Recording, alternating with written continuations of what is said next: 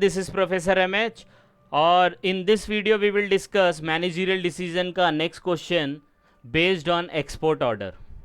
तो यहाँ पे आपको ये डिसीजन लेना है कि अगर आपको एक्सपोर्ट ऑर्डर मिला तो आप उसको एक्सेप्ट करेंगे या ना करेंगे। तो इस वीडियो में हम लोग ये डिस्कस करने वाले हैं, अगर सामने वाला आपको बाहर से कोई ऑर्डर मिलता है इंडिया के बाहर, क्योंकि आप इंडिया में तो आप इंडिया से रेफ़र कर सकते हो कि अगर आउटसाइड द कंट्री अगर हमें कोई ऑर्डर देता है तो वो ऑर्डर हमें एक्सेप्ट करना चाहिए या नहीं करना चाहिए, वो इस वीडियो में हम लोग देखने वाले हैं। आई बात समझ में? तो स्टार्ट करते हैं। क्वेश्चन हमारे पास ये कुछ इस तरीके से दिया है कि एक cost sheet of A product, एक प्रोडक्ट को बनाने के लिए खर्चे हैं डायरेक्ट मटेरियल, डायरेक्ट वेजेस 10 रुपया per unit, 5 rupees per unit. फिर उसके बाद हम लोग को दिया है फैक्ट्री ओवरहेड, जिसके अंदर फिक्स कितना है, वेरिएबल कितना है, एडमिनिस्ट्रेटिव कितना लगता है, सेलिंग एंड डिस्ट्रीब्यूशन फिक्स्ड और वेरिएबल कितना है। फिर सेलिंग प्राइस दिया है 25 रुपया। The above cost information is for 50,000 unit, मतलब 50,000 यूनिट अगर आप बनाते हो तो ये खर्चा लगता है। आई बात समझ में? The where the capacity is of the firm, ये फॉर्म नहीं है, ये फर्म है, इज 60,000 यूनिट। मतलब अभी फ़िलहाल वो 50,000 यूनिट ही बनाती है, लेकिन फर्म की जो कैपेसिटी है वो 60,000 यूनिट है। A foreign customer is desirous of buying 10,000 unit at a price of 19 per unit.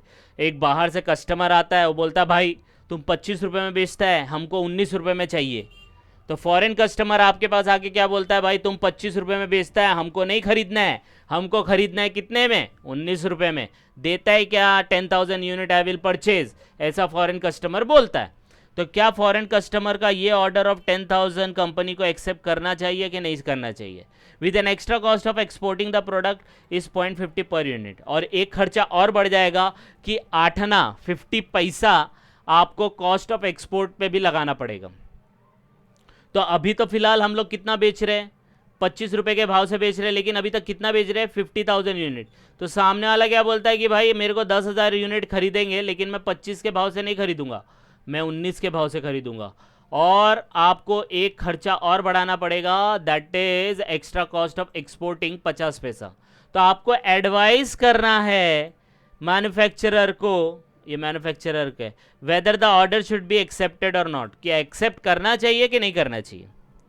Right तो क्वेश्चन कुछ इस तरीके से, कोई कंपनी है ऑलरेडी मैन्युफैक्चर कर रही है, खुश है, एकदम हैप्पी है अपने लाइफ में कि भाई मैं 50,000 यूनिट बेच रही हूँ 25,000 के भाव से, ये खर्चा है, मेरे को जो भी प्रॉफिट होता है I am happy, more than happy.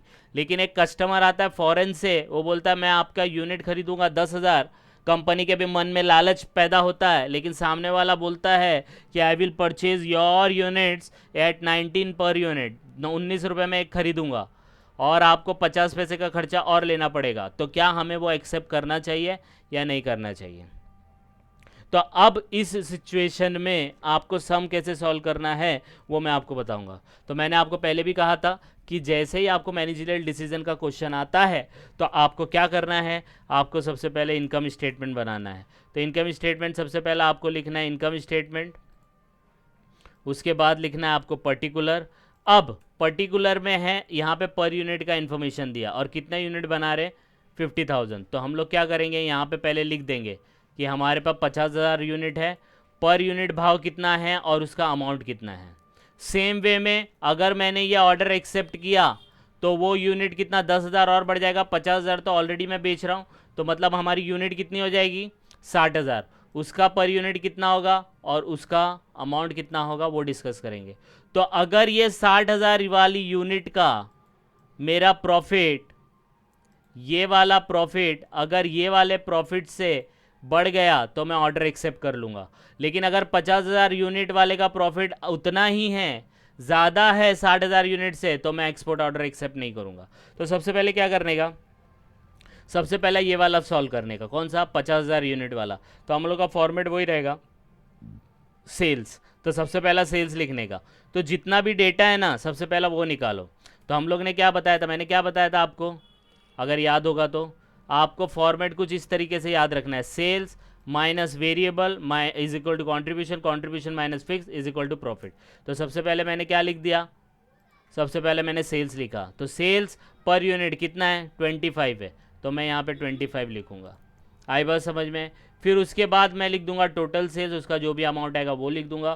फिर मैं क्या माइनस करूंगा, वेरिएबल कॉस्ट माइनस करता हूँ। तो वेरिएबल कॉस्ट कौन से हैं, तो देखो यहाँ पे दिया है direct material, direct wages, factory में देखो वेरिएबल है तो 1 2 3, और सेलिंग में भी देखो वेरिएबल है 4, तो 4 वेरिएबल कॉस्ट आएंगे। तो चारों के नाम लिखूंगा मैं यहाँ पे, ठीक है। तो direct material, direct wages, variable factory, variable selling, और इनके रेट क्या है 10 5 2 1, तो ये यहाँ पे रेट लिख दूंगा मैं 10 5 2 और 1।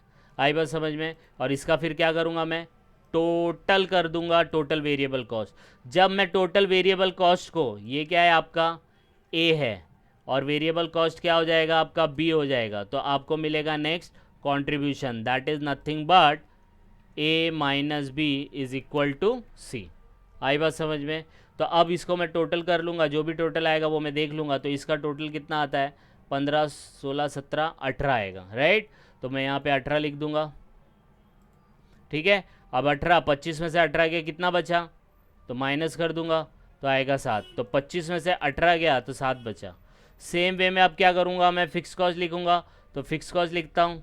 फिक्स कॉस्ट अपने पास कौन सा था, तो देखो एक फैक्ट्री का फिक्स कॉस्ट है जिसका रेट है 1, फिर एक सेलिंग का है जिसका है 0.5, और एडमिन मतलब ऑफिस के भी फिक्स रहेंगे 1.5 रुपया। तो ये तीनों के तीनों खर्चे मैं यहाँ पे लिख दूंगा, फैक्ट्री, एडमिनिस्ट्रेटिव, सेलिंग, और तीनों का रेट आ जाएगा 1.5 0। तो देखो फैक्ट्री का 1, एडमिनिस्ट्रेटिव का 1.5 और सेलिंग का 0.5। अभी आप बोलेंगे सर ये एडमिनिस्ट्रेटिव एक्सपेंस आपने फिक्स क्यों लिया, इसको आप वेरिएबल में भी ले सकते थे ना। तो अभी देखो एडमिन क्या होता है, ऑफिस होता है।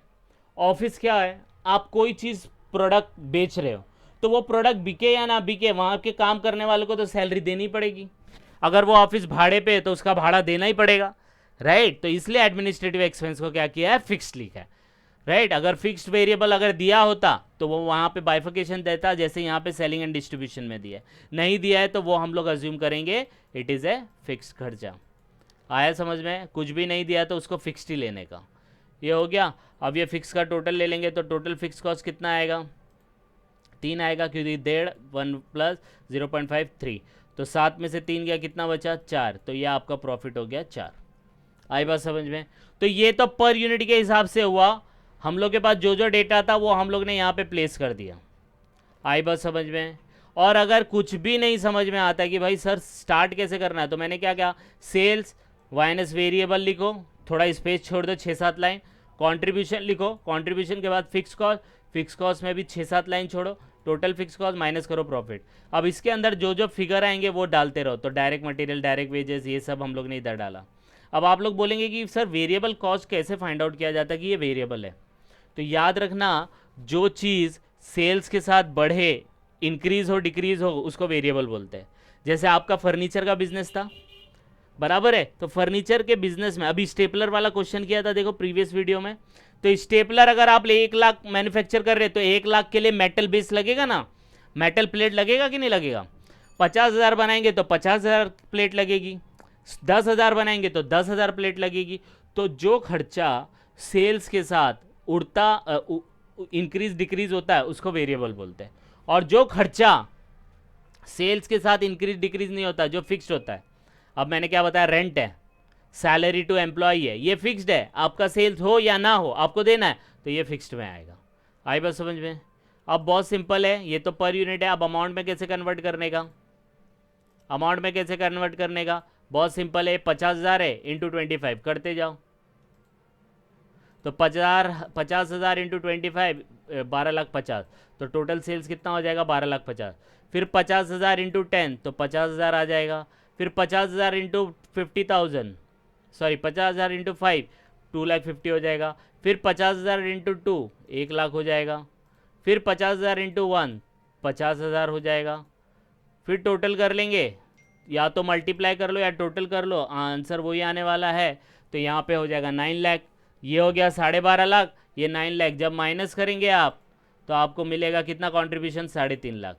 सेम वे के अंदर ये पर यूनिट दिया है तो 50,000 इंटू 1 50,000 ही आएगा, 50,000 इंटू 1.5 75,000 आएगा, और तीसरा वाला 50,000 इंटू 0.5 25,000 आएगा। सेम वे में जब इनका टोटल करेंगे आप, ये तीनों का टोटल करेंगे तो 1.5 लाख आएगा, 50,000 75 और 25 तो 25 और 50 75 70 75 1.5 लाख होगा। फिर ये 3,50,000 में से 1.5 लाख माइनस करेंगे, आंसर आएगा 2 लाख। तो अगर हम अभी जो कंपनी बहुत हैप्पी है 50,000 यूनिट बेचने पे, तो उसका प्रॉफिट कितना हो रहा है? 2 लाख का प्रॉफिट हो रहा है। अगर वो 60,000 यूनिट बेचे और 2 लाख के ऊपर अगर उसका प्रॉफिट इंक्रीज हो जाए तो अपने को ऑर्डर एक्सेप्ट करना चाहिए। तो कैसे करने का? अब देखो 60,000 यूनिट रहेगा तो ये तो सेम रहने वाला है, तो ये सेम आ जाएगा यहाँ पे 25 इंटू 50,000, ये तो यूनिट बेचेगा। लेकिन जो 10,000 यूनिट बेचेगा वो कितने पे बेचेगा? 19 पे बेचेगा कि नहीं बेचेगा? तो 19 पे अगर उसने 10,000 यूनिट बेचा तो कितना हो जाएगा सेल्स उसका? 1,90,000। तो टोटल सेल्स उसका कितना हो रहा है? 14,40,000। आई बात समझ में? पहले बच्चा वो 50,000 यूनिट बेच रहा था 25 के भाव से, तो हम लोग ने 25 से मल्टीप्लाई किया तो इतना आया। अब हम लोग 60,000 यूनिट बेच रहे, तो 60,000 यूनिट बेच रहे तो 50,000 तो 25 के भाव से ही बिकेगी ना। बाकी जो वो एक्सपोर्ट कर रहा है वो 19 में बेचना पड़ेगा। तो 10,000 यूनिट, तो इधर पे लिखेंगे 10,000 यूनिट इंटू 19, तो आपका आएगा 1,90,000। तो टोटल सेल्स कितना हो जाएगा? 14,40,000। बाकी वेरिएबल कॉस्ट, तो वेरिएबल कॉस्ट जो पर यूनिट है वो पर यूनिट यहाँ पे भी सेम आएंगे। अब मल्टीप्लाई करना है तो मल्टीप्लाई करेंगे, तो अब 10 को 50 से मल्टीप्लाई नहीं करने का, 10 को 60 से, तो कितना आ जाएगा? 6 लाख। 60 को 5 से कितना करेंगे? 3 लाख। 60,000 इंटू 2 तो कितना आएगा? 1,20,000। 1 इंटू 60 तो कितना आएगा? 60,000 आ जाएगा। टोटल कर लेने का, इन सब का टोटल इधर लिखते हैं तो वेरिएबल कॉस्ट आ जाएगा 10,85,000। अब यहाँ पे पर यूनिट लिखने की ज़रूरत नहीं है क्योंकि हम लोग ने जो करना था वो यहाँ तक आ गए, अब कुछ नहीं है। अब 14,40,000 में से 10,85,000 माइनस करो, 3,55,000 आ रहा है, बराबर है। अब फिक्स कॉस्ट आएंगे तो अब बोलेंगे सर जैसे आपने वेरिएबल यहाँ पे लिख के यहाँ लिखा तो फिक्स कॉस्ट को भी यहाँ पे लिख के यहाँ लिखने का, तो रॉन्ग हो जाएगा। याद रखना वेरिएबल कॉस्ट जो होता है वो per unit per unit per unit per unit per unit same रहता है, और जब फिक्स कॉस्ट होता है वो अमाउंट सेम रहता है। तो ये पूरा अमाउंट हम लोग डिट्टो यहाँ लिखेंगे। आई बात समझ में? तो मैं लिखूँगा 50,000 75,000 और 25,000, क्योंकि पता है ना आप 50,000 यूनिट बेचो या 60,000 यूनिट बेचो, आपको भाड़ा तो उतना ही देना है, एम्प्लॉय को सैलरी उतनी ही देनी है। तो आपका जो फिक्स कॉस्ट रहेगा वो 50,000 जो पहले था वही 50,000 रहेगा। एडमिन का जो खर्चा 75 था वो 75 का 75 ही रहेगा। जो सेलिंग का खर्चा 25 था वो 25 का 25 ही रहेगा। अब आप बोलेंगे ये पर यूनिट कैसे निकलेगा? तो आप ये 60,000 से डिवाइड करके पर यूनिट निकाल सकते हो, लेकिन उसको निकालने की ज़रूरत नहीं है। हम लोग को क्या चाहिए कि भाई प्रॉफिट कितना आ रहा है वो देखो। तो प्रॉफिट अब निकल जाएगा, तो इसका टोटल कितना आएगा? 1.5 लाख। तो 3.5 लाख में से 1.5 लाख माइनस करो, आएगा ना 3.5 लाख। ये कंट्रीब्यूशन में से जब आप फिक्स कॉस्ट माइनस करोगे तो आएगा 2,05,000। तो देखो 50,000 यूनिट अगर आप बेच रहे हो तो आपको प्रॉफिट कितना हो रहा है? 2 लाख का प्रॉफिट हो रहा है, राइट। लेकिन अगर आपने 60,000 यूनिट बेचा, चाहे आपने उसको 19 रुपये में बेचा तो भी चलेगा, तो भी आपको प्रॉफिट कितना हो रहा है? 2,05,000। अब बोलेंगे सर ये जो खर्चा है वो किधर गया? 0.50 वाला एक्सपोर्टिंग, ये मैं बताना भूल गया, ये खर्चा बढ़ जाएगा। तो ये वेरिएबल है क्योंकि जितना ज़्यादा एक्सपोर्ट करेंगे उसके हिसाब से आपको यूनिट पे करना पड़ेगा। तो ये आपका 5th वेरिएबल कॉस्ट होगा 0.50, और 0.50 10,000 के भाव से आएगा तो कितना आएगा? 5,000। तो इन सब का टोटल ही 10,85,000 है, ये बताना मैं भूल गया था। ठीक है, ये वेरिएबल क्यों है? क्योंकि 0.50 बोला है ना, हर यूनिट पे 0.50। तो 10,000 यूनिट बेचा तो 5,000 लगेगा, 50,000 यूनिट बेचता तो 0.50 के साथ 25,000 लगता। जैसे जैसे यूनिट बढ़ती वैसे वैसे ये खर्चा बढ़ता, इसलिए इसको वेरिएबल लिया है। आई बात समझ में? तो कॉस्ट ऑफ एक्सपोर्ट आप यहाँ पे लिखेंगे, इसको टोटल करेंगे तो आपको एंड में जो प्रॉफिट आया वो 2,05,000 आया। तो आप लोग मुझे अब बता सकते हो कि सामने वाली पार्टी को सिर्फ 50,000 यूनिट ही बनानी चाहिए या 60,000 बनानी चाहिए और बेचनी चाहिए 50,000 25 के भाव से, और 19,000 एक्सपोर्ट कर देना चाहिए। तो आंसर इज वी विल